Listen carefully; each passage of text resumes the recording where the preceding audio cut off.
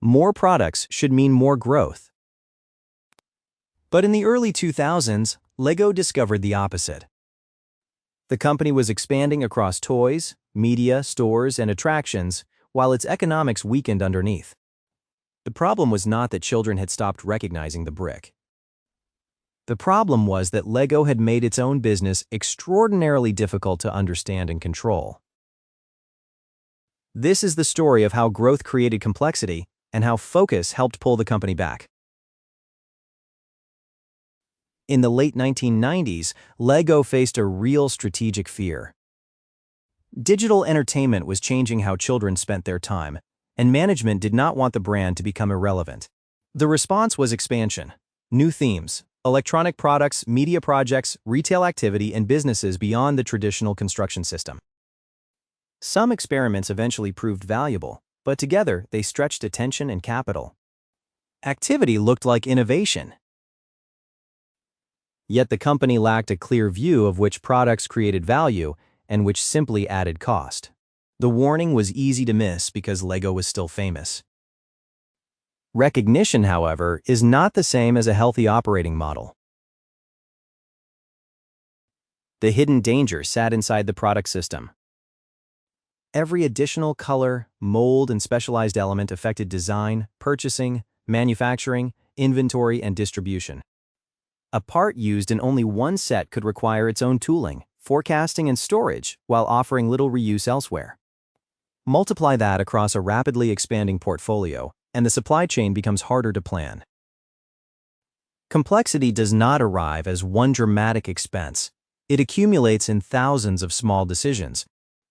Lego's creative freedom had become disconnected from commercial visibility.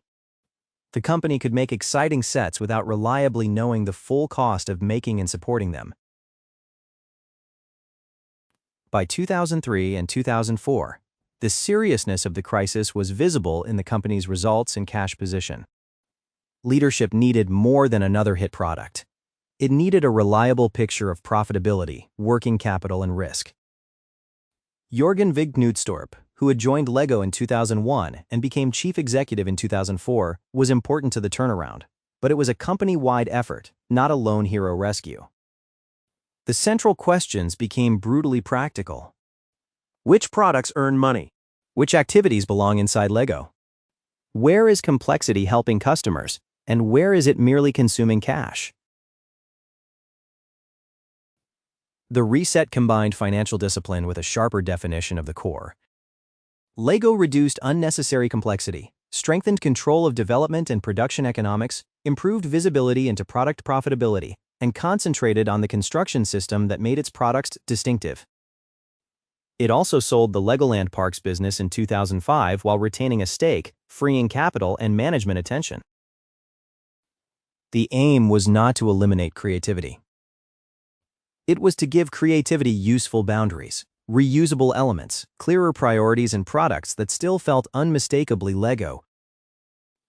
Focus made the system easier to operate and made new ideas more valuable. Lego's recovery was not caused by one spreadsheet, one executive, or one nostalgic return to old products. It came from connecting creativity to economics and rebuilding the operating system behind the brand. The lesson is uncomfortable. Growth can destroy value when every new product adds more complexity than customers are willing to pay for.